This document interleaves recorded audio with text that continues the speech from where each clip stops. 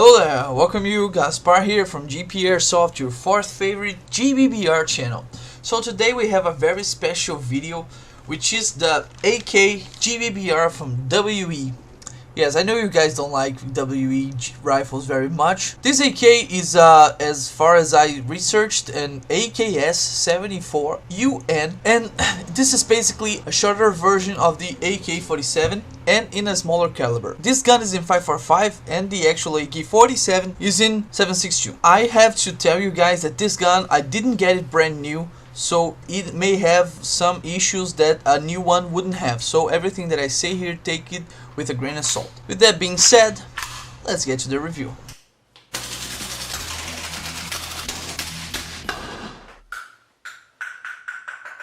Okay, first things first, the magazine latch is in front of the trigger and you just push it and take off the magazine. To put it back, you put the front first and then rock it back and lock it. This gun specifically has this guide right here on the magwell that is supposed to limit your movements and put your mag in the correct position so that you can insert it. It is a little thing that's supposed to help you, kinda does. But I have to say that from all three of my AKs, this is the one that have the most problem to get the magazine in sometimes, okay? Sometimes it just won't go in, it locks, catch on something, and it just won't go in. It happened in the game and happened with me playing in the house. So this is the one that happens the most. The selector switch on this gun is on the right side, just like any other AK. It's locked. If you pull to the bottom, semi-automatic. In the middle, full automatic.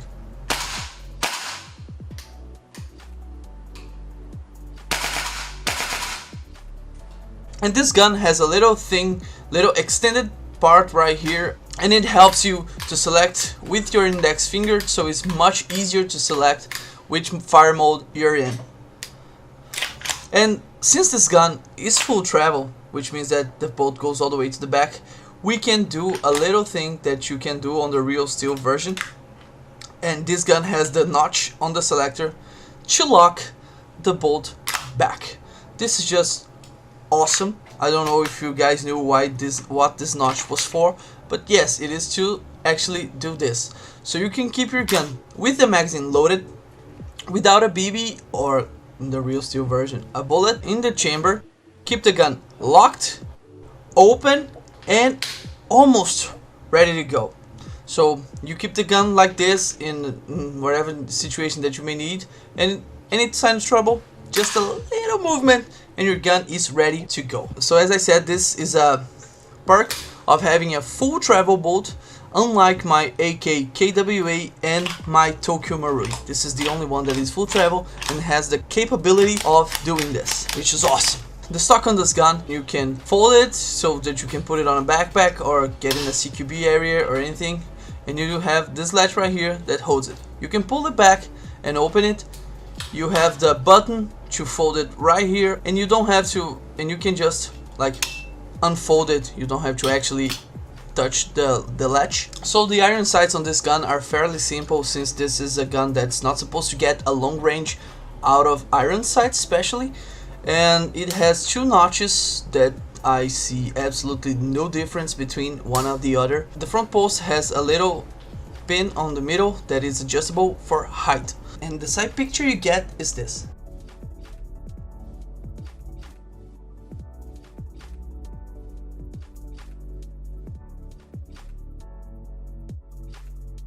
On the barrel, you have a standard 14mm counterclockwise thread that you can put whatever accessories that you may want, like a tracer or a different flash hider. My barrel is coming out of the outer barrel because this gun has an upgraded barrel and upgraded bucking.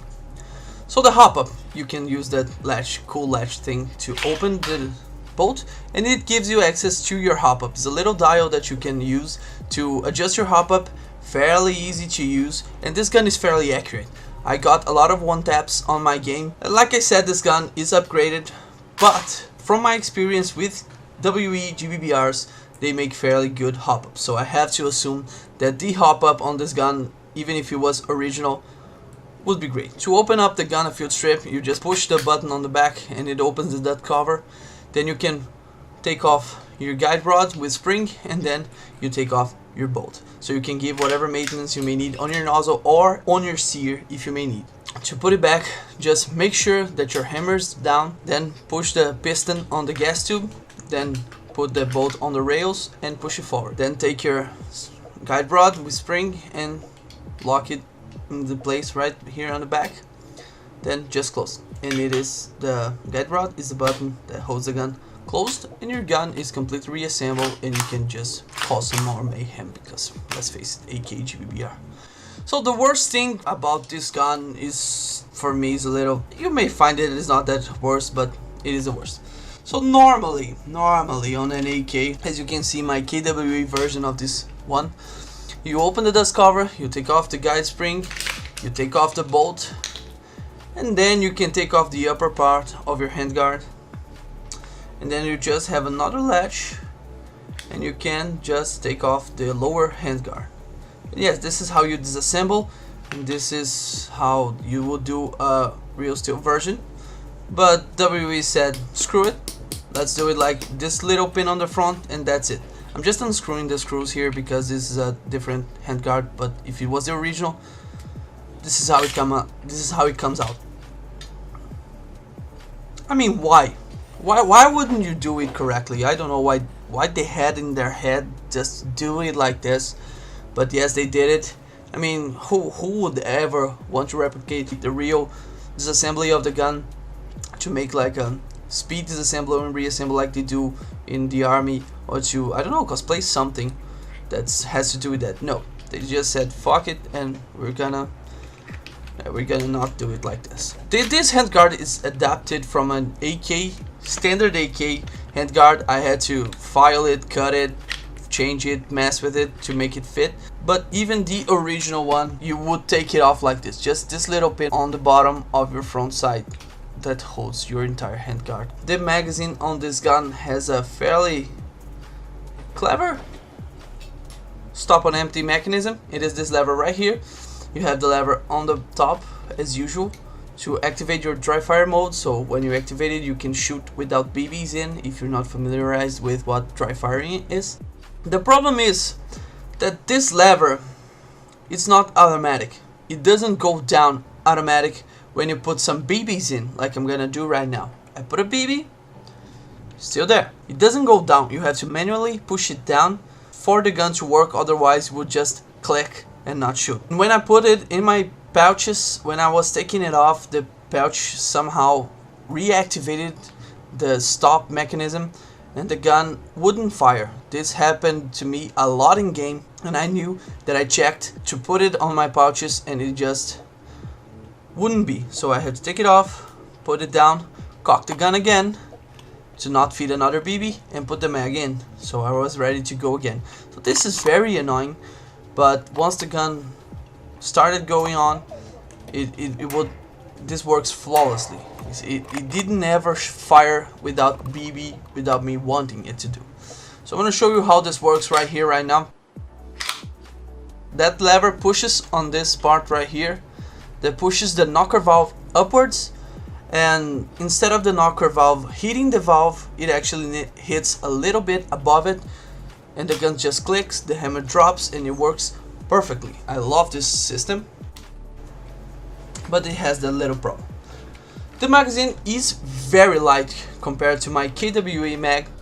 This magazine is fairly light, about 1/3 of the weight, and this for me is really bad, but I know that some people are gonna like it. So I'm gonna show you what happens. I'm just pushing it up, push the lever up like it would happen in game, cock the gun with a BB, click, doesn't work, so I would have to take off the mag, cock the gun again, and push down the lever and put the mag back in, so the gun would work. So chronoing this gun is about 380 FPS on 0.2 gram BBs, and you gotta know that I had a lot of problem with chronoing this gun, like you can see right here. And also this gun is upgraded, so it's not fair to chrono it. And here I'm gonna show you what was the problem that this gun was having to chrono. I'll engage the dry fire system so that I can show you without a BB. And just so you know, I'm wearing 4 protective glasses, and I'm wearing 2 vests, and I'm wearing elbow protector. I have 2 ballistics Humvee windshields in front of me. I live alone in the woods, and there's no animals around because there was a big fire. So there is no way in hell that this gun is gonna harm me, and it is completely safe for me to do this test. When you pull the trigger very lightly, you're gonna see that it engages in full auto. So it's just if you give it a very light pull, the gun is full auto. But if you pull all the way to the back, it's completely semi. I don't know if this is happening because this gun is used, or if this is happening because it's a WE flaw, but I gotta tell you that in game it didn't happen, so I don't find it to be a very concerning problem. So overall, this gun, I like this gun very much. This gun is fairly light and is very nice. I cannot show you guys correctly, but this has a very great recoil. It's the strongest recoil that I have from all of my 3 AKs, and it just feels amazing. I don't know, probably because the gun is lighter and the full travel helps it a little bit, but it is very great recoil that this gun has. This gun has a great hop-up. I know that this is upgraded, but I know that WE usually makes good hop-ups. The magazine capacity, gas efficiency is fairly good.